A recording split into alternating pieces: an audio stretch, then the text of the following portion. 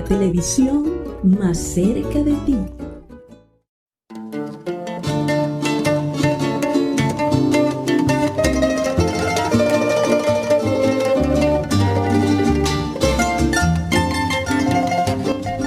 Siembra Televisión más cerca de ti.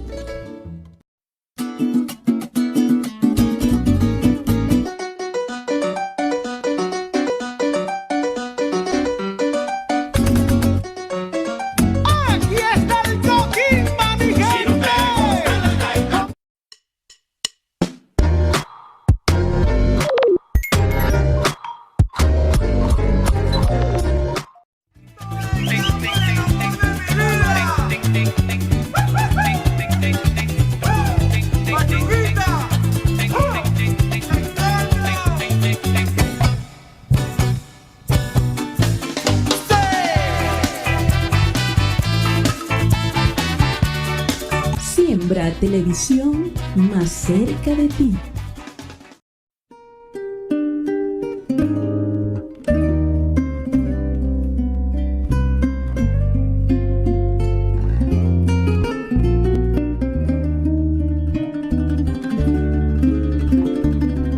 Siembra Televisión más cerca de ti.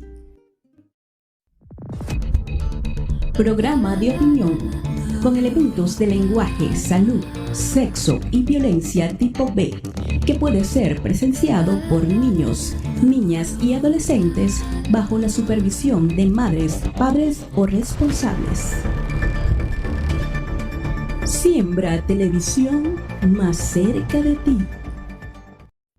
Siembra Televisión, compañía anónima, no se hace responsable por los comentarios y opiniones emitidas en el siguiente espacio, los cuales son de absoluta y única responsabilidad del moderador, productor o público participante de dicho espacio. Siembra Televisión más cerca de ti. Siga con la verdad por delante.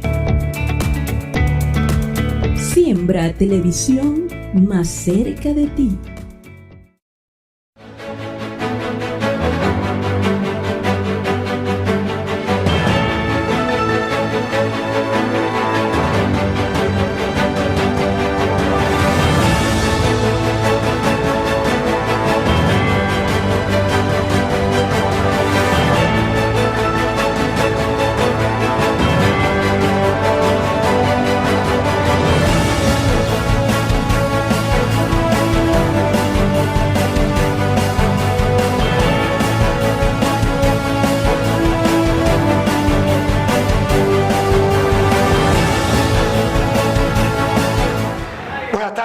Rocianos, guariqueños, venezolanos y el resto del mundo, porque ahora por streaming, simplemente con hacer el clic en siembratv.com podemos conectarnos en vivo desde cualquier rincón del mundo. ¿Cómo? A través de nuestro móvil, a través de un internet, a través de un wifi. Esa es la tecnología de punta que tiene Siembra TV para todos ustedes que son nuestros usuarios y usuarias. Hoy les deseamos un día fructífero, lleno de oportunidades, de noticias positivas, siempre de la mano de Dios y de la familia. Hoy tenemos martes 28 de septiembre de 2023. Estamos en la curva hacia el mes, dicen por allí, pues, más bonito que es diciembre, por la alegría de la Navidad. Estamos muy cerca. El último trimestre del año. Por eso, bueno, debemos seguir con fuerza, con energía, con ímpetu, para terminar este año mucho mejor que el año pasado. Bueno, hoy tenemos un programa, digo yo, especial, porque tiene que ver con la educación, sea la educación universitaria, sea la educación básica, sea la educación escolar, la educación en sí. Es importante porque ese es un instrumento científico, lógico, que sirve para el desarrollo económico, social, tecnológico, científico del mundo. Un ser sin educación, decía Bolívar, tiene problemas. Por eso que debemos ser letrados o debemos estudiar en función de que contribuyamos a nuestro país desde cualquier trinchera.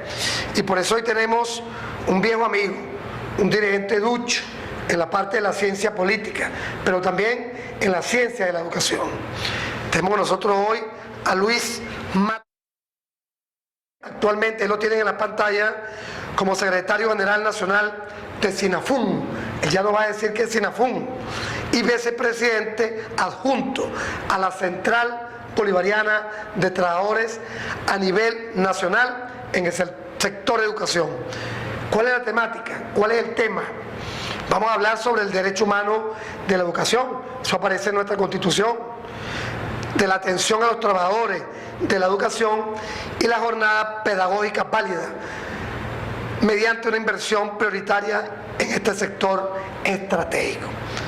Sin más preámbulo, vamos a darle las gracias a nuestro querido amigo, hermano. Gracias por estar aquí con nosotros. Gracias por la invitación. Las cámaras de Siembra TV son tuyas para que le dé un mensaje, un saludo a los usuarios y usuarios. Adelante, hermano. Bueno, gracias a nuestro director de esta importante emisora guariqueña, Siembra TV, y de manera concreta a nuestro doctor, abogado, economista Jorge Linares, y bueno, de nuestra UNER, la gran Universidad Rómulo Gallegos, sí, a través de este programa, que es un programa que se transmite a esta hora todos los días y que nos permite, como decimos nosotros, un viejo argumento, que informar es educar y educar es informar. Hoy le agregamos en el concepto de Hugo Chávez que la formación lleva implícita necesariamente la información. Entonces el programa es para informar y de hecho formar con conciencia, con constancia y con valor. Así es. Bueno, hoy tenemos el saludo de nuestro querido y respetado profesor Luis Matos. Vamos a comenzar como ustedes nos lo pidieron. Aquí hicimos un nuevo segmento, ahí vemos las pantallas partidas, agradecemos la inversión que ha hecho nuestro presidente Pedro Luque para que la gente tenga, bueno, mayor visualización con respecto a nuestros invitados. Bueno, aquí hacemos un segmento comenzando, profesor Luis Matos, donde hemos dicho que hablamos primero de la parte humana, porque a veces se nos va la vida en reuniones, responsabilidades, viajes por toda Venezuela, el caso tuyo, y bueno, responsabilidades, y nos olvidamos de la parte humana. Y todos los que están aquí en nuestro programa son seres humanos, pues tienen virtudes, tienen sus errores, como todo, pues. Entonces, la gente le gusta conocer. Vamos a comenzar para que tú nos digas primero tu nombre completo, dónde naciste, dónde estudiaste primaria, dónde estudiaste en la parte de la educación media, los liceos, en la universidad, qué profesión tienes, desde cuánto empezaste a incursionar en la parte del gremio educativo y qué responsabilidad has tomado durante este tiempo de vida. Adelante, hermano. Bueno, gracias. Bueno, mi nombre es Luis Atolio Matos Segura, es mi nombre formal. Aun cuando mucha gente, bueno, se queda ahí en el Luis Matos, que es el común. Yo soy de Valle de la Pascua, nací en Valle de la Pascua, aquí en el estado Guárico. Soy, en consecuencia, guariqueño. Tengo muchos años aquí en la capital del estado Guárico. Precisamente en ese proceso de formación, yo salí de sexto grado y luego me vine en el sueño de estudiar la ingeniería, la biología, que era mi visión en aquel momento. Y logré ingresar a la Escuela Técnica Industrial de acá de San Juan de los Morros. Luego estuve en la Escuela Técnica Industrial de Maracay. Y luego allí en ese mundo tomamos el camino de la educación técnica en primera instancia y luego nos fuimos al estudio de las ciencias sociales por la vía del pedagógico inicialmente de Maracay. En aquellos tiempos la lucha política estudiantil era muy fuerte. La represión y la persecución de las ideas era terrible y eso generó que tuviéramos que circular por varios pedagógicos. Estuvimos en el pedagógico de Maracay, luego estuvimos en el pedagógico de Barquisimeto y luego nació la idea del Instituto de Mejoramiento Profesional del Magisterio. Por esa vía llegamos a ejercer la educación como no graduado, que así se llamaba, y eso nos permitió luego, por una serie de dinámicas, adquirir el título de profesor en educación media en ciencias sociales. Posteriormente, bueno, los estudios de posgrado, que era muy difícil, por supuesto, hacer un posgrado. En aquellos momentos uno tenía que estar haciendo un malabarismo, no solamente económico, sino para el ingreso a los estudios universitarios, eran muy vigilados política e ideológicamente. De tal manera que luego logramos cursar unos estudios de posgrado y dejamos una carrera intermedia que se quedó en el tiempo desde el punto de vista de la formalidad, que es el estudio de la ciencia jurídica, donde luego en la praxis del tiempo hemos tenido que estudiar a fondo los principios de la Constitución, los principios de la ley del trabajo, los principios del Código Civil, etcétera, etcétera, aun cuando no logré nunca el título formalmente de estudio de jurídico, de ciencia jurídica. Esa es la formación desde el punto de vista de la academia, de la formalidad, de los estudios en eso. Finalmente me especialicé, y es prácticamente lo que más realizo hoy en día, en la evaluación y la planificación de situaciones y análisis situacional, como es el nombre técnicamente correcto. Estamos dedicados fundamentalmente a eso. Actualmente asistente de la Asamblea Nacional, en la Comisión de Cultura de la Asamblea Nacional, y por supuesto, por razones dinámicas, más que todo, seguimos allí en la Dirección Nacional de SINAFUN, en la Secretaría Nacional de SINAFUN, la Secretaría General Nacional, y en la Vicepresidencia Obrera como vicepresidente del sector educación, cuyo titular es el profesor Orlando Pérez, presidente nacional de SINAFUN, uno de los líderes fundamentales de la Central Bolivariana Socialista de Trabajadores, que como todos sabemos la preside el dirigente petrolero Will Rangel, y la dirige, la canaliza, la coordina muy acertadamente el licenciado presidente de la Federación Universitaria, el compañero licenciado Carlos López. De tal manera que ahí estamos también de alguna manera participando. Y en los últimos días, por un análisis político y alguna estrategia de carácter partidista, bueno, fuimos incorporados con la voluntad de nuestro gobernador José Vázquez y de otros compatriotas fundamentales de aquí del Estado Guárico, y con la venia fundamental del capitán Diosdado Cabello, el presidente Nicolás Maduro y toda la dirección nacional del PSUV, estamos allí aportando algunas ideas en el Consejo Político de nuestro Estado Guárico. Profesor Luis, ¿siente usted que influyó en su forma de ser un rebelde con causa, de ser un hombre de ideas progresistas, lo de la técnica, lo del pedagógico, porque era fuerte en esos tiempos? O sea, la política era como más dinámica, más dura, comparado con ahorita. Pues. Sí, claro, en ese momento estaba en pleno desarrollo lo que llamamos la lucha por la liberación nacional. Estamos hablando de la década del 70, fundamentalmente 80, y entonces ahí estaba en pleno desarrollo aquello que se llamó la política de sustitución de importaciones, con una política fundamentalmente de dependencia, fundamentalmente colonialista, neocolonial, que se llamaba en ese momento. Y entonces nosotros desde la escuela técnica empezamos a ver muchas fallas en el currículo de la escuela técnica. Por ejemplo, todos los manuales eran en inglés y el inglés no era parte del pensum de la escuela técnica. Eso por un lado. Y lo otro, que en lo que empezamos a estudiar la economía política, que llamó la potencialidad que tenía Venezuela en el campo del petróleo, en el campo de la minería, en el campo de la cantidad de costas que tiene Venezuela, que le da una gran potencialidad estratégica en el mundo.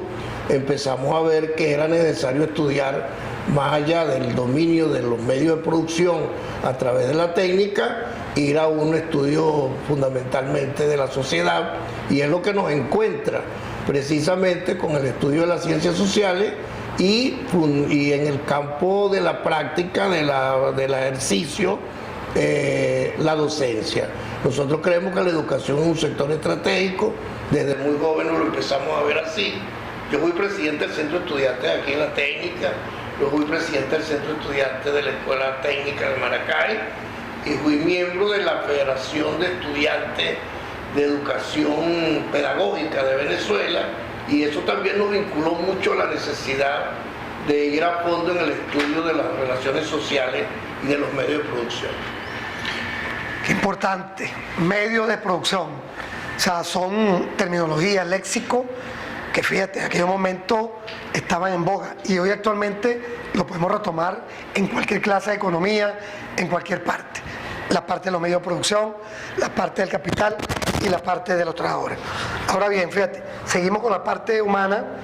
¿Cómo estás tú o tuviste en los tiempos con la lectura? ¿Te gusta escribir? ¿Te gusta leer?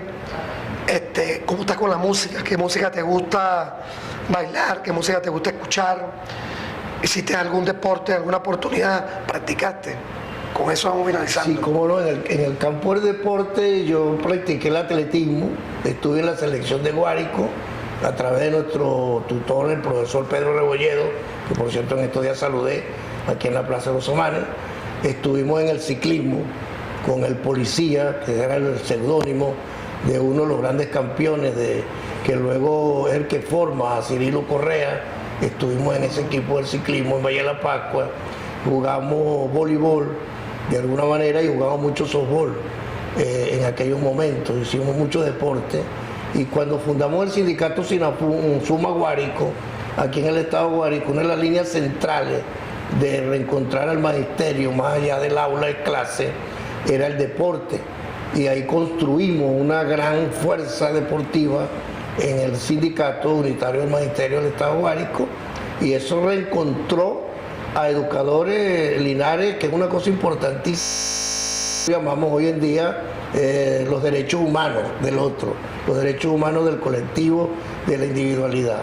De tal manera que tuvimos en ese aspecto una formación muy vinculada a los sectores marxistas, leninistas de esa época. Actualmente, por ejemplo, aquí en San Juan de los Morros, está allí en el centro de donde está la gente mayor, los sectores adultos mayores, la Somartí, ahí está el comandante Emiliano Hernández, que es un comandante guerrillero que fue precisamente quien de alguna manera me metió en este mundo de las ideas de la izquierda. Tendría yo 13, 14 años en aquel momento. Luego en la escuela técnica tenía mucha militancia de las Fuerzas Armadas de Liberación Nacional, y la Fuerza Armada de Liberación Nacional tenía 3 niveles. Tenía el nivel de los amigos, del voluntariado, que ayudaban a hacer cosas, tenía un nivel en segunda instancia que eran los correos, y tenía por supuesto el nivel de combate, las unidades tácticas de combate de la Fuerza Armada de Liberación Nacional. Yo estuve vinculado la mayoría de los años sin saber en qué hacíamos. Éramos una especie de correo de trasladar armamento, trasladar medicina, trasladar comida, y eso por supuesto me vinculó mucho también esa visión universal de reencuentro con todas las corrientes de pensamiento. Yo lo digo y no, a veces es problemático porque la gente te oye y no entiende que yo tengo la suerte, gracias a Dios, además soy un creyente fundamental del poder de Dios, de la voluntad de Dios, y tengo amistades, de verdad, muy amistades, que se conocen en el momento de la cárcel, en el momento de la enfermedad, en el momento de las dificultades económicas, familiares. Tengo amigos entrañables Linares y amigos que nos oyen en todos los movimientos. Hoy en día que Venezuela se vio después del año 12 tan dividida por la militancia de los que eran muy chavistas o muy radicales, muy de derecha y muy fascistas, bueno, encontramos que teníamos amigos en todos esos frentes de batalla. Hoy en día, que afortunadamente Venezuela, gracias a esa política bellísima del método del conversadito que dirige nuestro comandante Nicolás Maduro, bueno, Venezuela se está reencontrando sin que nadie abandone su principio, sin que nadie renuncie a sus objetivos políticos electorales o políticos programáticos. Nicolás Maduro ha logrado sentar en la mesa a todas las corrientes de pensamiento, con algún sector muy minoritario que todavía anda por allí en la idea del golpe de Estado, de la violencia, etcétera. Entonces, en ese sentido, como decía el gran maestro Aristóbulo Isturi, nosotros formamos parte de esa escuela del diálogo, de la búsqueda de entendimiento y de poder perfectamente ayudar en circunstancias difíciles, de contradicciones y confrontaciones que algunas veces pudieran conducir incluso a situaciones lamentables, que es la pérdida de la amistad, la pérdida de la vida, etcétera, ¿no? De tal manera que venimos de esa escuela y gracias a Dios estamos hoy en día al lado de las ideas correctas, que son las ideas por construir una sociedad justa, una sociedad humana, una sociedad bolivariana, comunal, como dice Chávez, en el concepto más profundo de la comunalidad, que es ese concepto que viene de los pueblos ancestrales. O sea, la comuna no viene, como muchos creen, de la Comuna de París. El concepto de lo comunal viene de allá, de los orígenes, de los principios, de la originalidad, donde todo era de todo en función de objetivos fundamentales de la sociedad, del territorio, de la familia, del individuo, de las corporaciones, de los colectivos. ¿Qué es lo que le gusta más leer a Luis Matos? Escribir, ¿sobre qué tema le gusta? Bueno, yo tengo una deuda con Luis Matos, con Luis Atolio Matos Segura en este caso, que no tengo un libro formalmente escrito. Sin embargo, conservo mucho escrito. Aprendí a dar respuesta rápida. Parte de eso se lo debo a algunos compatriotas, periodistas, que me enseñaron en aquellos días a redactar cosas, a hombres que no fueron periodistas, pero que se ligaron mucho a la necesidad de usar la imprenta como instrumento de lucha, como el doctor Chajín Guáiz, el mismo Parminio González Arzola, luego Vladimir Villegas, el compañero Álvarez, que fue embajador en los Estados Unidos, que eran el compañero Betancourt, Jerónimo, el comandante Jerónimo, el mismo Carlos Lang, de alguna manera, y el mismo Aristóbulo Isturi, ¿no? Nosotros usamos mucho la necesidad de comunicarnos y era fundamental leerse un libro en pocas horas. Acuérdate que en ese momento no había internet, no había los avances que tenemos ahorita del Google, etcétera, etcétera, y entonces a veces uno tenía que una noche desarrollar el análisis crítico de un libro para ver los entretelones, como decimos en el argot popular, de las entrelíneas del pensamiento y de la ideología y de los programas. Por ejemplo, Doña Bárbara fue un programa de don Rómulo Gallego para luchar contra la dictadura de Juan Vicente Gómez, y Rómulo Gallego, que era un demócrata, que era un enfrentado a la colonia, al salvajismo, estudió la sociedad venezolana profundamente y luego diseñó un programa para erradicar la dictadura que está allí contenido en Doña Bárbara. Eso teníamos que estudiarlo, teníamos que aprender a hacer eso. Y por supuesto eso me convirtió en un gran lector voraz, por supuesto, cualquier cantidad de obras y de libros que hemos estudiado. Y también aprendí en esa diversidad de las corrientes de pensamiento a estudiar de todo. Por ejemplo, yo he estudiado las 5 religiones fundamentales de la humanidad y ahí tengo un criterio sobre eso, con todo el respeto a las diversas corrientes de la religiosidad. Igualmente ocurre con el marxismo, pues.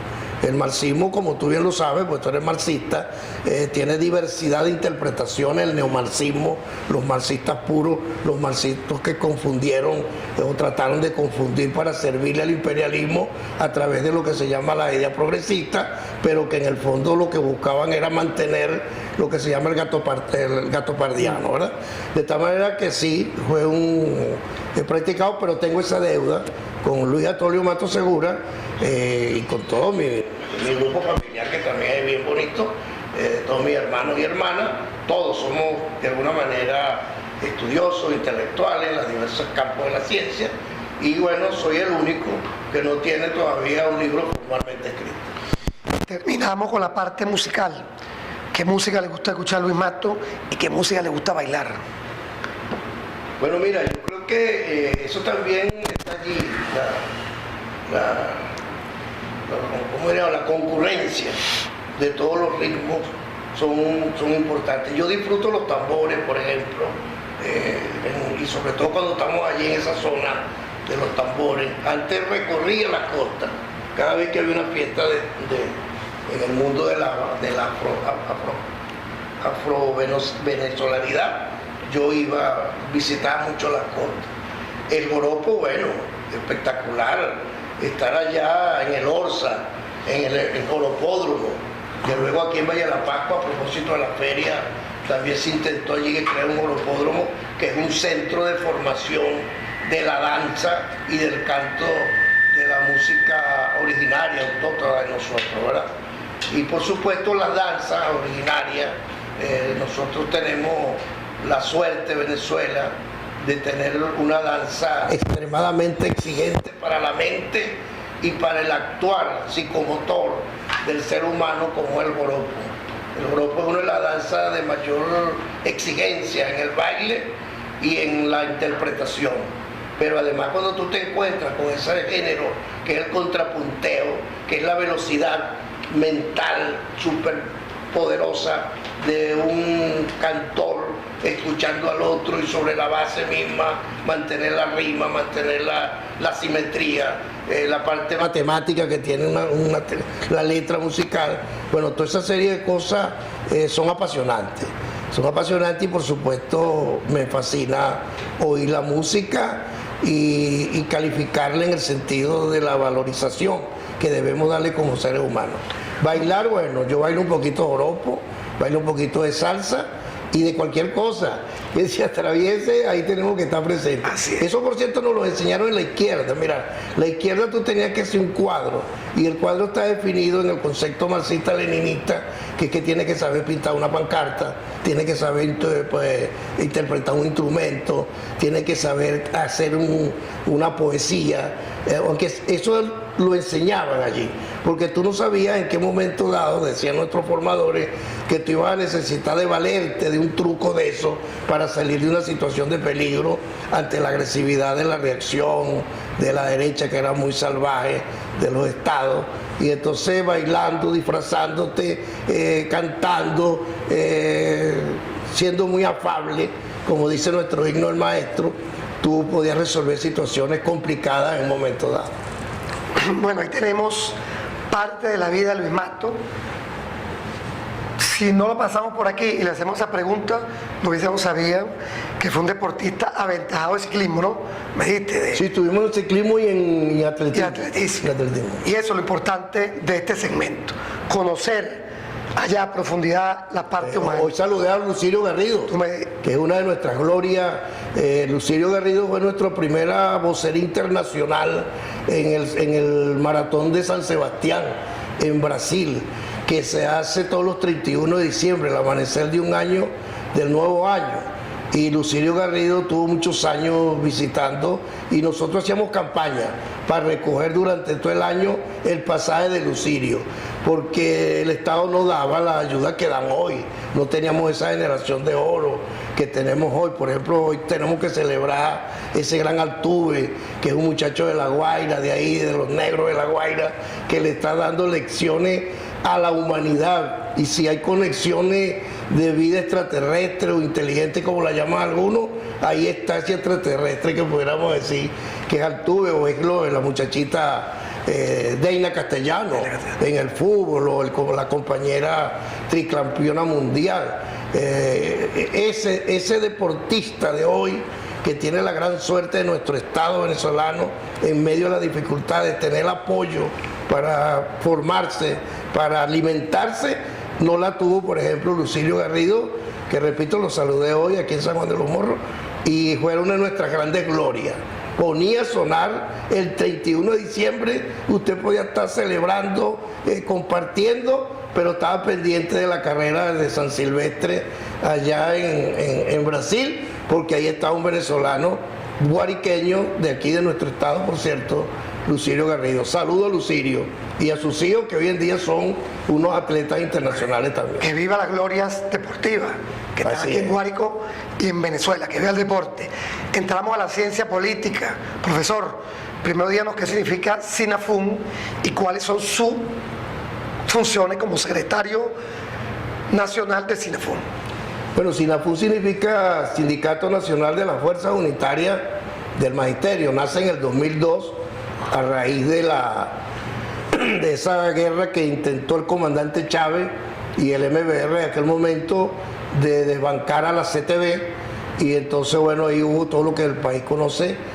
La CTV hizo todas las trampas que se fueron posibles, y entonces ahí Chávez nos da la orden a través de Nicolás Maduro, que era el coordinador de la Fuerza Unitaria, de la Fuerza Bolivariana de los Trabajadores, el primer coordinador fue Nicolás, y entonces Chávez ordenó organizar a los trabajadores en los diversos frentes, y a nosotros nos tocó, junto con Néstor Valle, Eduardo Piñate, Rafael Chacón, Orlando Pérez, Simón Castillo de aquí de Guárico y mi persona, entre otros, fundar un sindicato distinto a los sindicatos tradicionales del magisterio, y ahí nació la Fuerza Unitaria del Magisterio, porque era la concurrencia que había hecho Chávez en aquel concepto de la constituyente educativa.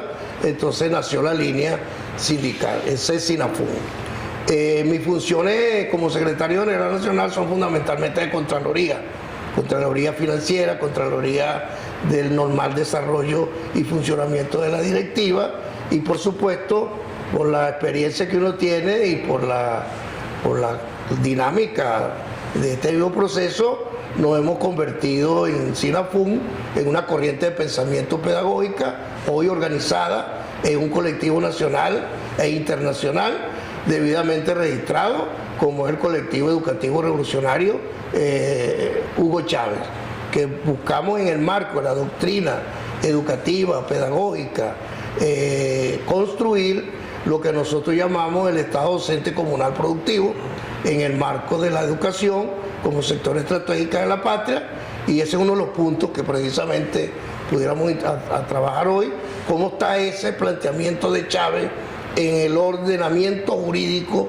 y la tarea pendiente, como decimos los maestros, de los trabajadores y trabajadoras, de lo que dejó Chávez como doctrina y constitucionalmente expresado en la Constitución de la República Bolivariana de Venezuela. Son tareas pendientes, y ahí estamos nosotros a través del colectivo Ser Chávez y desde la Secretaría General Nacional de SINAFUN, y de alguna manera en la unidad educativa, investigadora y programática de la Central Bolivariana Socialista de Trabajadores, apoyando, pues ahí aportando nuestro granito de arena. Y como vicepresidente de la Central Bolivariana, sí, a nivel nacional. Eso es lo que decía ahorita. Ahí la Central, por ejemplo, a raíz de las sanciones, de la caída del ingreso petrolero, que destruye el salario, que destruye las convenciones colectivas, hace un año, a raíz de marzo del año pasado, cuando el presidente lleva el salario mínimo de 7 bolívares a 130 bolívares, la Central Bolivariana Socialista de Trabajadores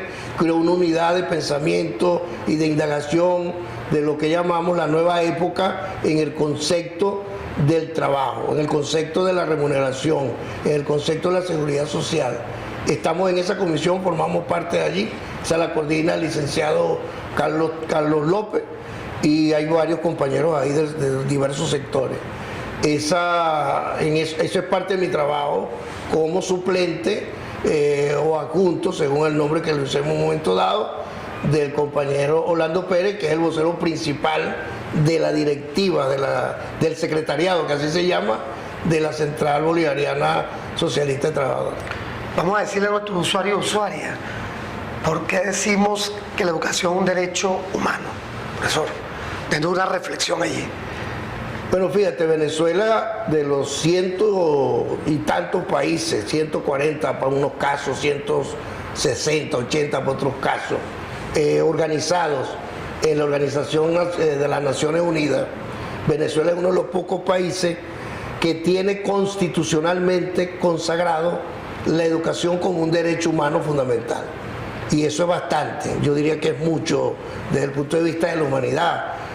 Por ejemplo, con la pandemia hubo más de 130 países que cerraron la escuela. No hubo educación como consecuencia de la pandemia del COVID-19. Venezuela, por el contrario, fue uno de los pocos países que mantuvo la escuela abierta, pero no solamente la mantuvimos abierta, sino que creamos una doctrina pedagógica, que así se llamó bajo la égida de Aristóbulo Isturi y otros compañeros más del ministerio, que es lo que se llamaba la escuela lugarizada. Nosotros inventamos diversidad de métodos para que nuestros niñas y jóvenes no se quedaran con la pérdida de su año escolar. Eso incluso consagró un premio, que poco se dice. La UNESCO nos dio un premio por la inventiva de lo que lógico, ideológicamente y doctrinariamente llamamos hoy la escuela lugarizada. Lugarizada. Okay. O sea, cada lugar inventó en el concepto de Simón Rodríguez, y de acuerdo con lo que tenía en la mano, el garantizar el derecho al muchacho, a la niña joven, de la educación. Ese es el derecho humano a la educación, que en el caso de Venezuela, con base a la Constitución, es un Estado social, de justicia, ¿verdad? Democrático, de derecho, y se practica allí en el concepto de que independientemente en aquel momento de la pandemia, que fue terrible, y luego el mismo proceso que vive Venezuela de la guerra asimétrica fuerte que hemos tenido desde el año 13 para acá, donde los estados fundamentales de la oligarquía y la derecha y del mismo estado institucionalizado en la ONU han pretendido liquidar a Venezuela con las famosas medidas unilaterales, las sanciones, el bloqueo, el saqueo, las invasiones, el secuestro y robo de todos nuestros activos, y todo eso ha permitido y ha garantizado que nuestras universidades, que nuestras escuelas de preescolar, que nuestra escuela primaria y nuestra escuela secundaria y técnica se mantengan abiertas. Yo creo que eso es la mejor definición, como dice el maestro Armando Daniel Rojas, el concepto de nosotros de calidad es la inclusión. Tenemos una sociedad educativamente inclusiva y ese es el fundamento claro que hay que cuidar. Por eso en este momento, y gracias a ti, Linares, Jorge Linares, nuestro querido profesor universitario, economista, abogado, gracias por esta oportunidad, porque estamos a las puertas de iniciar un año escolar con la experiencia que vivimos en enero, que la escuela la cerraron, la gente se fue a la calle, los padres no mandaban a los niños a la escuela y pusimos en peligro la generación de los próximos 10 años.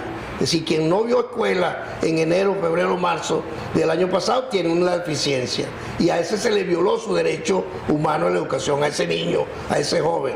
De tal manera que ahorita estamos bien preparados, ha habido una política bien acertada. Hoy debe haber un anuncio de nuestra ministra de Educación en las próximas horas de nuestro presidente de la República sobre el inicio del año escolar en el concepto del derecho humano a la educación, en el concepto de la inclusividad, en el concepto de lograr, en medio de las dificultades y del estado de necesidad que tenemos, lograr satisfacer algunas necesidades fundamentales, lograr lo que dice Bolívar.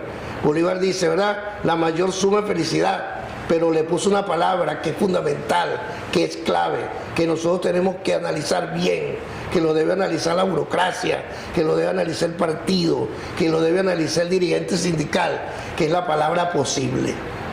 La mayor suma de felicidad posible, Sí.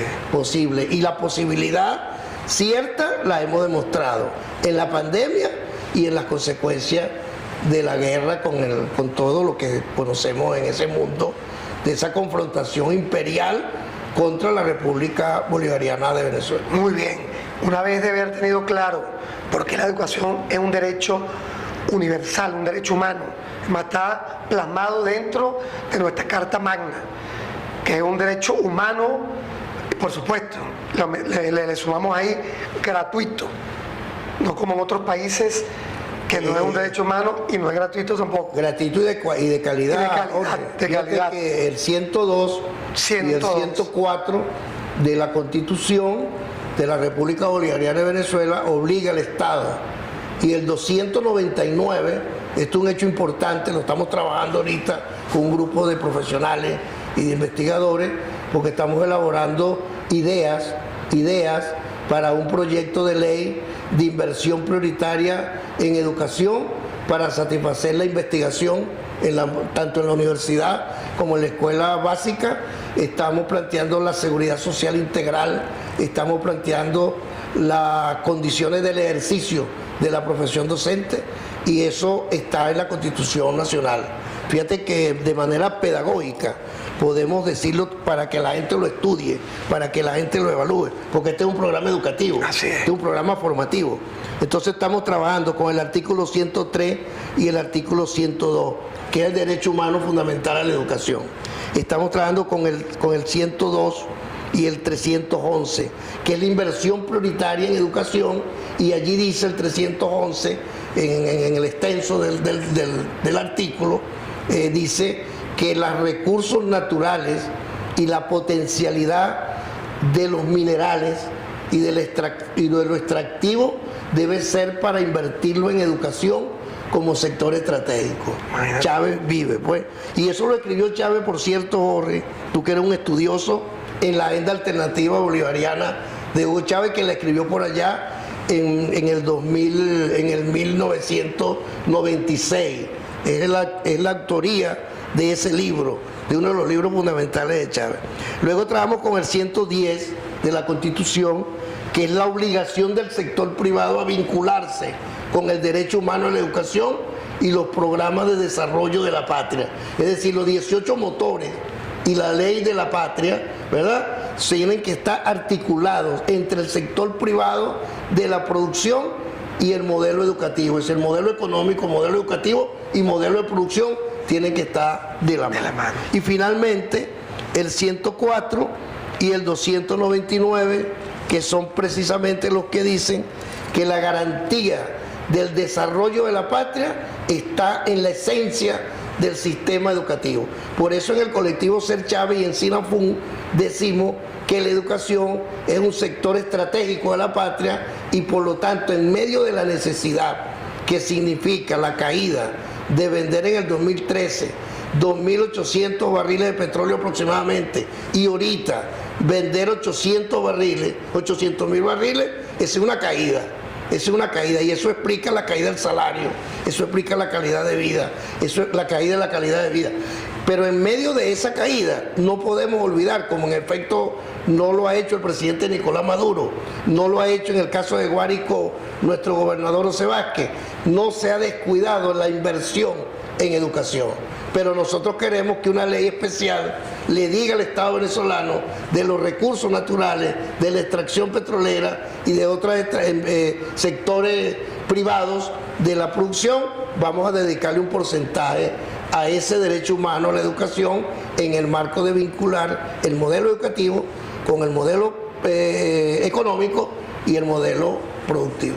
Ok, vamos, antes de pasar a una gráfica, le pedimos a los amigos que estén pendientes, los amigos de control, ya le vamos a decir cuándo la vamos a pasar, nos van a hacer favor, cómo quedó pendiente las tareas del presidente que ustedes vienen trabajando con respecto a los trabajadores, que todo el mundo menciona. Estamos ahorita en lo que llaman los militares, una hora de expectativa, ¿verdad? Las clases oficialmente se inician el 2 de octubre, próximo lunes. Hay una expectativa de derecho, jurídicamente hablando, que es la firma del contrato colectivo, que es el aumento del salario. Es una expectativa de derecho que nadie la niega, ni siquiera el presidente.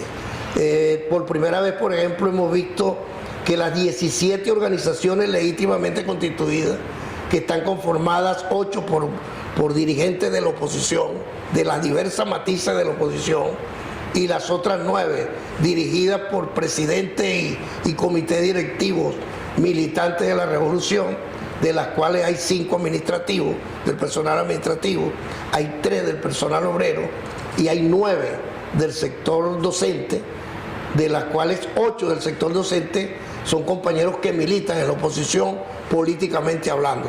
Pero lo importante, Jorge, y amigos que nos oyen a través de este importante canal de Siembra TV, aquí en el estado de Guárico, lo importante es que hay una unidad total y absoluta de la Central Bolivariana Socialista de Trabajadores, de la mesa de diálogo que ha instalado la OIT en Venezuela, donde están todos los sectores de la economía y de los sectores gremiales y laborales, y también están todos los dirigentes gremiales sindicales. Por ejemplo, aquí en Guárico hay 2 dirigentes nacionales del sector de la oposición. El profesor Pedro Morante preside una federación. El profesor Luis Medina es secretario general nacional, al igual que yo, en SINAFUN, en los jefes de enseñanza. Y todos estos dirigentes están juramentados con el derecho humano a la educación, con el derecho a que no haya el conflicto que hubo en enero y con el derecho a exigirle al Estado que le atienda a los trabajadores. Y ahí donde Nicolás viene diciendo que el 1 de enero él designó 9 líneas de acción, de atención a los trabajadores. Y entre esas 9 líneas está, por ejemplo, una línea bien novedosa, bien importante, que es darle apoyo financiero a todos los trabajadores que tengan alguna idea productiva, un emprendimiento, como se llama jurídicamente. Eso lo vamos a canalizar. El asunto de la vivienda y el hábitat también es un tema que se está canalizando con mucha seriedad al punto que la Asamblea Nacional en las próximas horas va a aprobar la reforma de la ley prestacional de vivienda, y en la dirección de la evaluación, el seguimiento, la supervisión, los proyectos y el otorgamiento de recursos y vivienda, ahí debe estar una representación de los trabajadores de manera directa, que no la tenemos. Y entonces se entregan casas, pero tú vas a los profesores de la UNER y la mayoría no tiene casa. Pero vas a los profesores del Liceo Rocio y la mayoría no tiene casa. ¿Cómo se explica eso? Se explica por el descuido. Hemos sido descuidados, no nos hemos metido en la candela. Tenemos que estar pendientes con el Ministerio de la Vivienda, con nuestro gobernador del estado Guárico, que hacen inversión, pero entonces allí hay un descuido nuestro, porque a nadie lo van a llamar para entregarle una vivienda. También ahí tenemos el Banco Digital, que también tiene que ver con el emprendimiento de los trabajadores. Tenemos la política del IPASME y el Seguro Social. Yo debo hacer un reconocimiento público, de verdad, al Seguro Social Darío Vivas de aquí de San Juan de los Morros. Ahí en los últimos 3 meses hemos atendido cualquier cantidad de trabajadores de la educación a través de una alianza con la doctora Rosa Vázquez, la dirección del Instituto de los Seguros Sociales, y el profesor Elías Zurita, que es el coordinador político del Estado Guárico de la Gobernación en materia de educación y en materia de salud. Hemos atendido uno de los casos, y vale la pena que lo digamos, porque en la marcha que hubo recientemente, la doctora Mayelín Colmenares fue allí y se cayó, tuvo un accidente y ya la han operado en las últimas horas, la han operado 2 veces con éxito allí en el Seguro Social. Pero digo a Mayelín porque todos la conocemos, o a la alcaldesa, es una educadora conocida aquí en San Juan de los Morros, pero se ha atendido mucha gente. Esa es la atención directa a los trabajadores. De la educación, nosotros insistimos que la educación es una sola, desde la educación de la universidad hasta la educación inicial, la educación de las misiones, todos juntos allí. Esa es una línea de atención. Y por supuesto, el problema del salario, que es el problema tradicional del viejo Estado, que era que tú metías un proyecto de convención colectiva, se sentaba el patrón, se sentaba el procurador y se sentaban los sindicatos a discutir cláusulas y cláusulas. Eso no existe, porque la misma Constitución dice que se firmarán protecciones cuando el equilibrio entre el ingreso fiscal y los gastos se mantengan. Y en Venezuela, bueno, tú lo sabes mejor que yo, tú eres profesor del área, eres especialista de la economía, de la ciencia de la economía. En Venezuela no hay equilibrio de ingresos ni de gastos. Hay desequilibrio. Hay un total desequilibrio, y además muy inestable, porque pudiera haber un desequilibrio equilibrado, si vale el término, que tú sabes. No, aquí no se sabe cuánto va a ingresar ni cuánto es que vamos a gastar. Entonces, por ejemplo, el presupuesto de la gobernación del Estado Guárico, por decir algo, en enero es de $1 millón de bolívares, 1 millón mensual. Ahorita, en este mes que estamos, en septiembre, entra el mismo millón a la gobernación como presupuesto. Estoy poniendo un ejemplo. Pero ¿cuánto costaba el dólar en enero? ¿Y cuánto vale el dólar? Entonces, si era 1 millón, se desvaloriza. Entre el valor del dólar, eso es lo que administra el gobernador. Sí. Pero ahorita sigue administrando el millón, pero entre un dólar que está en 34, 35. Bueno, o sea, el millón es el mismo, pero no está indexado. El no impacto está se minimiza. Y eso no lo sabe el pueblo. Esa es otra tarea pendiente, Linares. Tú que eres luchador social, que estás en el consejo político del partido, al igual que yo. Tenemos que ayudar mucho ahí al gobernador, ayudar mucho al partido, ayudar a los alcaldes, porque tenemos que hablar con la Juveche para explicarles el deterioro del presupuesto y de los ingresos del Estado como consecuencia de la política del bloqueo, de las sanciones y, por qué no decirlo, del facilismo corruptor de algunos compañeros que los mandan a hacer un mandado por debajo de la mesa y se cogen más de la mitad de lo que tenían que hacer, como ha ocurrido en el petróleo. A los tipos los mandan a vender petróleo por debajo de la mesa y entonces se cogen los barcos de petróleo y no entra el dinero, porque eso no está controlado como consecuencia del bloqueo que nos tienen los Estados Unidos, la Unión Europea y algunos gobiernos lacayos de América Latina. De tal manera que esa caída del ingreso de los ingresos fiscales es lo que genera que no pueda discutirse un contrato colectivo normalmente, como lo dice la Constitución, como lo dice la Ley del Trabajo, y entonces el presidente nos llama a todos y debe anunciar en las próximas horas una recuperación de lo que hemos inventado. Es un invento, el ingreso vital familiar. Es decir, que la gente tenga un ingreso vital familiar. Y nosotros aquí en Guárico, gracias a las orientaciones del doctor Zurita, del bloque sindical bolivariano, de algunos otros compañeros, entre los cuales estás tú mismo y otros más, hemos venido diseñando un método que hemos llamado de la triada, que es la articulación del gobierno, del partido y de los movimientos populares organizados, es decir, los sindicatos, el Movimiento Bolivariano en Familia, la Organización Bolivariana Estudiantil, que podamos estar de la mano, escuela por escuela, universidad por universidad, misión por misión, pendientes para ayudar a nuestra revolución bolivariana a ser lo más eficiente posible en el medio de las carencias. Ahí estamos trabajando. Es una política de unidad necesaria, como teoría, como principio, como línea fundamental de nuestro gobernador José Vázquez, del equipo político estatal, de los alcaldes que todos están juramentados, incluyendo Linares, y esto es importante decirlo, los alcaldes de la oposición en su gran mayoría. Hay algunas excepciones, como es natural, pero la gran mayoría de los alcaldes, y te hablo del país, porque yo tengo la suerte de recorrer el país, están colaborando con una política de atención directa a la gente. Y Guárico creo que va a ser, como decía una compañera en estos días, en una jornada de formación, Guárico tiene que ser el ejemplo. Guárico, tenemos que ser el ejemplo. Y estamos apostando a ello en el marco de una política de protección social de atención directa. Y el otro tema que generan estos dos, el derecho humano a la educación y la atención al trabajador, es que si yo te atiendo como profesor, tú tienes que pensar en el niño y la niña. Es verdad, tú cobras $100 que no alcanzan, pero tú con esos $100 pudieras pensar como docente, como padre, como venezolano, que el derecho humano al niño, a la niña, al joven en la universidad, no se lo podemos truncar, porque ellos también están viviendo las mismas consecuencias de la guerra. En esa casa de ese niño no hay suficiente alimento, no hay suficiente medicina, no hay suficiente transporte, no hay suficiente mantenimiento de la casa, pero hay una gran voluntad nacional, patriótica, de que tenemos que ayudar entre todos. Entonces le decimos a los trabajadores de la educación, vamos a combinar un poquito la protesta, si hay que hacerla, tenemos que hacerla, no estamos en contra de ello, pero no trunquemos el derecho humano a la educación cerrando la escuela, no lo hagamos. Demos la clase. Los profesores sabemos que podemos dar la clase debajo de una mata. Porque los perjudicados son los niños. Y es la patria. Al final un niño que no aprenda matemática ahorita, que no aprenda castellano, que no aprenda geografía. Será con esa deficiencia. Va a ser deficiente. Fíjate tú, y perdona lo largo, Linares, pero nosotros ahorita somos ejemplo en América Latina, gracias a lo que llaman algunos la evasión que se ha ido la gente.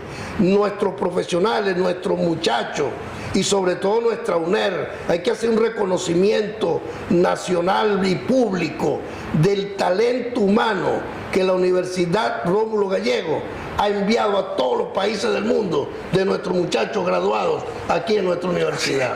¿Y eso es producto de qué? De lo que tú decías al comienzo del programa, la gratuidad, la calidad, la inversión del Estado en la educación pública gratuita y obligatoria que está consagrado en la Constitución Nacional. Eso es un valor, eso es una inversión y es un patrimonio de nosotros los venezolanos y venezolanas que tenemos que decirle a la gente. Por eso es verdad, pues tenemos que pedir el voto, estamos en un proceso eminentemente electoral, debemos celebrar, es mi manera de ver las cosas, debemos celebrar el encuentro que hubo esta semana de la mesa esta de las primarias con el Consejo Nacional Electoral. Se ponen a derecho.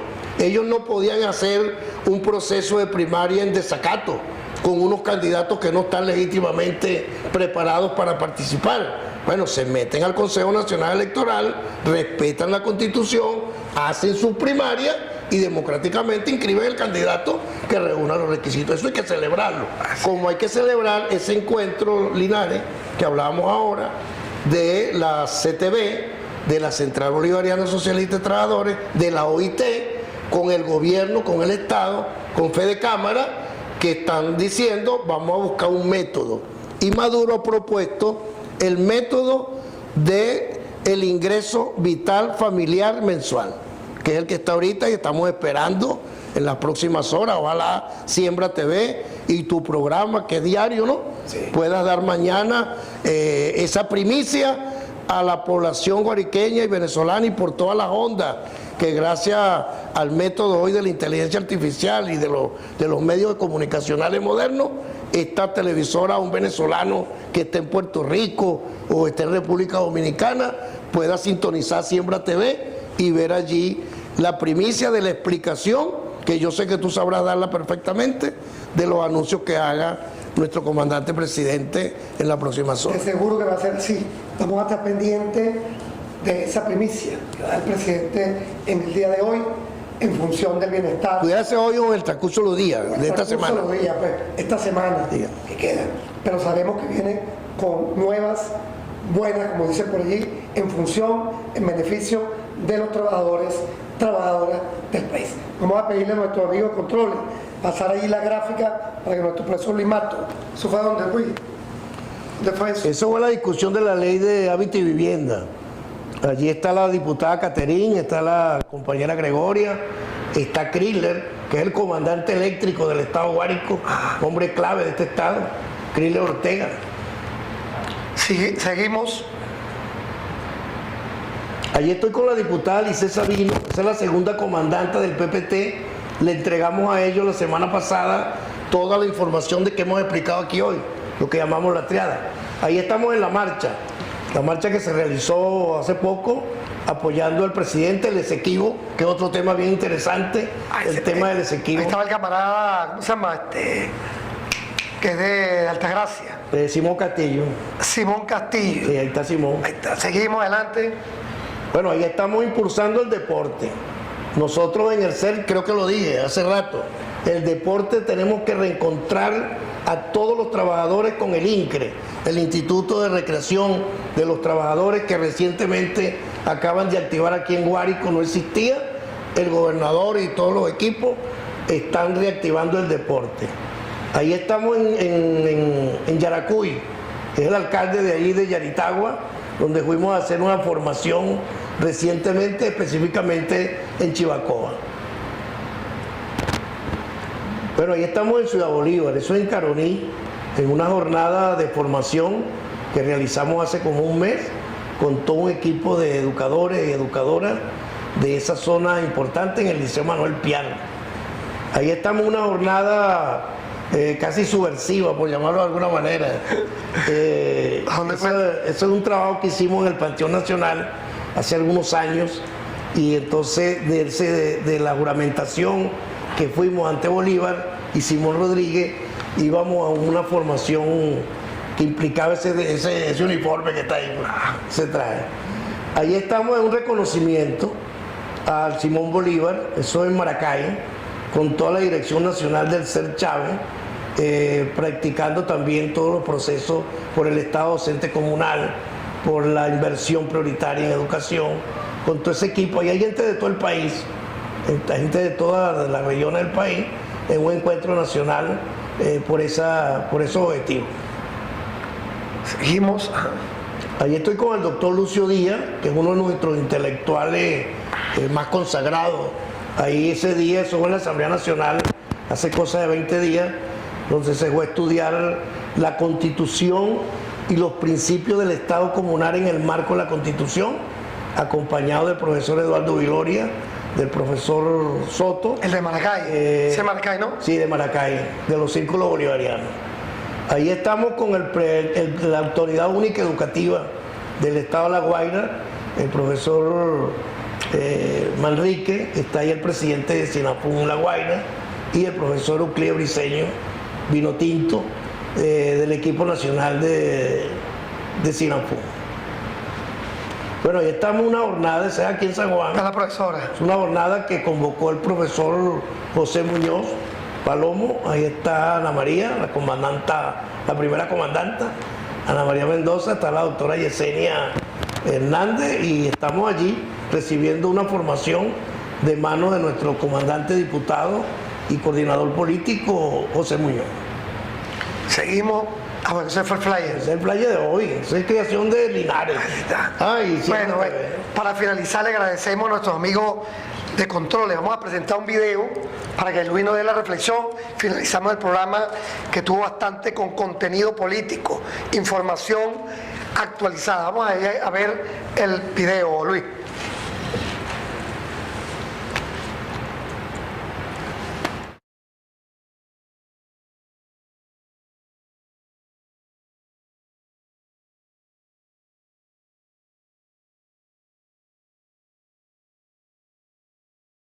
Inglaterra compra a Trinidad y Tobago, y después en 1814 Inglaterra le compra a Holanda.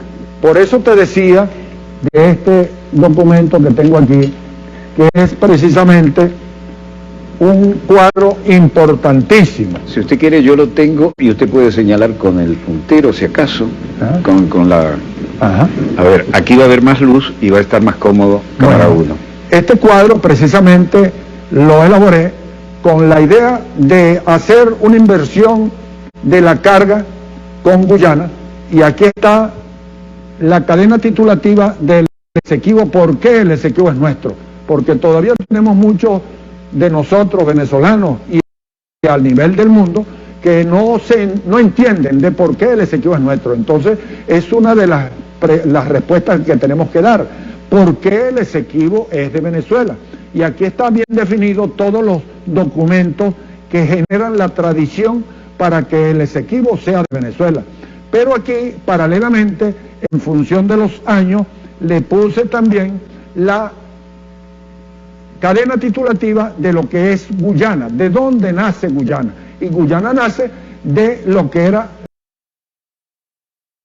la colonia de la Guayana inglesa. Pero la colonia de la Guayana inglesa nace ¿de qué? La colonia de la Guayana inglesa nace de lo que Inglaterra en 1814 le compra a Holanda, porque la que era vecina de la Capitanía General de Venezuela eran los holandeses. Y por eso es que Surinam viene de Holanda también.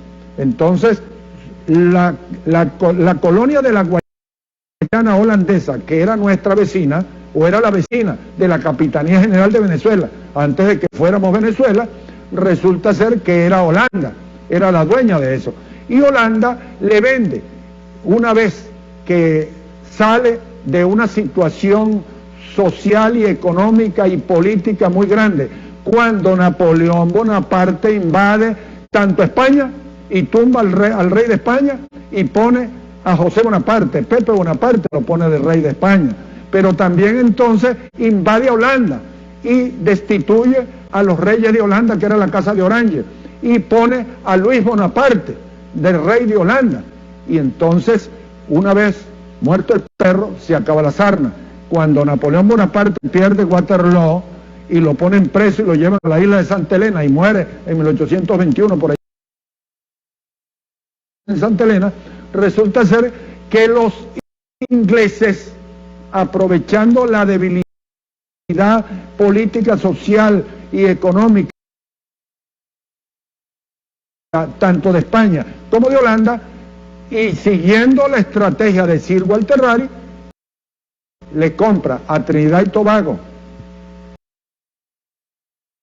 le compra allí a los españoles y le compra a Holanda lo que es hoy Guyana. Por eso, explicando la cadena titulativa, podemos saber perfectamente que el territorio, guyaneses que me escuchan, personas que ven este canal, resulta ser que el territorio legal... Bueno, aquí hicimos, antes de irnos, colocar ese video, pues es suma importancia en estos momentos para el país. Cuando Guyana se atrevió a llamar a licitación a la ExxonMobil para explotar riqueza que nos pertenece. Por eso que el Esequibo es Venezuela. Quiero, Luis, para terminar, una reflexión sobre ese video, por favor. Sí, fíjate, ese video es viejo en el concepto del tiempo. Es a propósito de aquel debate que hubo, que generó que Venezuela abriera un debate a nivel de la Asamblea Nacional también, Y esa posición es del profesor Pablo Aure, que es un estudioso desde el punto de vista intelectual y desde el punto de vista de la práctica, porque se fue a vivir para allá, estuvo adentro, conoció toda la idiosincrasia del mundo de Guyana. Pero él explica ahí en ese video algo bien interesante, Linares, que te decía ahora tras las cámaras, que el Ministerio de Educación, tanto universitaria como básica, debería abrir el año escolar con este video, que los jóvenes, los profesores, todo el mundo escuche al profesor Pablo Aure explicando una cuestión bien elemental que no la conocemos. Eso lo divide un río, es un río, como decía el río San Juan. Lo que queda del lado de Pueblo Nuevo es el norte, ¿no? Y lo que está para acá, para San Juan, es el sur, poniéndonos en el puente de Pueblo Nuevo. Entonces, ¿qué dice el documento originario de la Guayana? El documento de la Guayana dice que todo lo que esté al sur del río Esequibo es de la Guayana inglesa. Le vendieron 20.000 millas en aquel momento los holandeses a la rey británico, a la corona británica, y todo lo que está de este lado es nuestro. Así ahí no habría discusión, porque el río es el mismo, el río está allí. Entonces la discusión que hay es porque en esa política neocolonial de invasión del imperialismo, que tú sabes que se apodera de los bienes, saquea, etcétera, el imperialismo inglés, y luego con el apoyo del imperialismo norteamericano ante las grandes riquezas minerales y petrolíferas que hay en esa zona, entonces pretenden apoderarse de nuestras tierras. Este video lo recomendamos y gracias a Siembra TV por tenerlo aquí. Debería haber un programa en el marco. Vamos a comprometernos a hacer un programa del Esequibo, para que venga un compatriota especializado en el tema que pueda desarrollar el tema del Esequibo. Así es. De tal manera que el Esequibo se convierte en este momento, lo decía ayer bien clarito el compañero Diosdado en el Mazo Dando anoche, es la bandera de todo venezolano y venezolana. El Esequibo es Venezuela. El Esequibo es Venezuela. El sol nace por el Esequibo. Eso tenemos que dominarlo desde la familia, desde la escuela y de todas las instituciones públicas y privadas de la sociedad venezolana. Mira, antes de irnos, porque tuve un problema con el teléfono, quiero pedir disculpas y empezaron a llegar los mensajes. Les pido disculpas a los amigos que siempre escriben, que están pendientes. Voy a leer dos rapidito porque es una pregunta. Por lo demás, no sé qué pasó. Creo que estaba sin saldo. Al meterle saldo a mi teléfono, empezó a llegar mensajes. Saludos, buenas tardes. La profesora Mauri Gómez. ¿Las escuelas bolivarianas seguirán con el mismo horario hasta las 3 de la tarde? Hay una resolución que modifica el principio de la jornada pedagógica, para usar el nombre correcto. De tal manera que las escuelas pasan a 5 horas en la transición que estamos viviendo en este momento. Te dice excelente tema y es importante para informar al pueblo, sobre todo de educación. Y por aquí está alguien que me dijo que si no se lo leía. Aquí está. Saludos, estimado decano Jorge Linares, del área de Ciencias Económicas Sociales. Saludamos al invitado de hoy, Luis Mato, que lo conozco de hace muchos años, economista Luis Gómez. Bueno, saludos a Luis Gómez, un gran guariqueño. Bueno, estamos listos ya. Vamos a darle 10 segundos, profesor, para que se despida por las cámaras de Siembra TV, Canal 7, con La Verdad por Delante en TV. Pero gracias, con La Verdad por Delante. Tremendo nombre y tremenda responsabilidad. Nosotros hacemos un llamado a la fe, fundamentalmente, a la esperanza, al optimismo. Otros pueblos del mundo han tenido agresiones superiores a las nuestras. Por ejemplo, Cuba en los años 90, por producto de que contaminaron las aguas del imperialismo norteamericano, todo ese pueblo quedó sin comida, sin ningunos bienes y sobre todo afectaron la vista. Hubo un lapso de meses donde todos los cubanos quedaron sin la visión como consecuencia de la contaminación de las aguas por el imperialismo norteamericano. Igualmente el pueblo vietnamita. Todos esos pueblos han superado el estado de bloqueo, el estado de necesidad, el estado de golpe. Hoy en día estamos golpeados con el salario, porque la idea era que la gente abandonara su centro de trabajo, porque el salario no le da, no le recompensa. Recuerda que al principio el salario es que tiene que ser para la vivienda, para la alimentación, para la salud, para la recreación y para el ahorro. Ese es el principio teórico doctrinario del concepto de salario. Por supuesto, le dieron un golpe a la moneda, al bolívar, le dieron un golpe al salario y le dieron un golpe a las convenciones colectivas, que en el caso del magisterio era la mejor convención colectiva de América Latina. No había ningún sector de trabajadores en América Latina que tuviera las bondades convencionales de nuestra segunda convención colectiva única y unitaria. Eso lo destruyó la guerra, lo destruyó el ingreso petrolero, de tal manera que ahorita vamos por 800 barriles de petróleo, en los próximos días estamos en el orden de los 1200. Ayer se firmó otro convenio con la Chevron de los Estados Unidos para repotenciar la producción petrolera, y el presidente acaba de tomar una decisión muy importante, que es utilizar los recursos del CENIA para cuestiones de la 401, la partida de salario, que constitucionalmente y de acuerdo con la ley de presupuesto no se debe tocar para eso. Pero viene la repotenciación del ingreso vital de la familia venezolana, y es la fe y la confianza que tenemos que tener en Nicolás Maduro, nuestro líder, nuestro comandante y nuestra guía. Bueno, hermano, agradecido por tu presencia, importante información. Luis maneja la información, bueno, rápidamente porque está a nivel nacional y le llega más rápido que a uno. Por eso agradecemos su presencia acá, y como siempre decimos, que a pesar de las vicisitudes, por supuesto, antes de retirarnos, gracias a Pedro Luque, presidente de la televisora, a ti, profesor Ángel Requena, profesor de Economía Digital, pero es director de Siembra TV, gracias por tener esa paciencia con nosotros, a Jairo de la Rosa, que es el mago de las cámaras, que está con nosotros, y a todo el personal. Y gracias a ustedes, no se les olvide que a pesar de las vicisitudes, a pesar de los problemas, sigan adelante, sigamos adelante. Dios está con nosotros. Hasta la victoria siempre. Venceremos.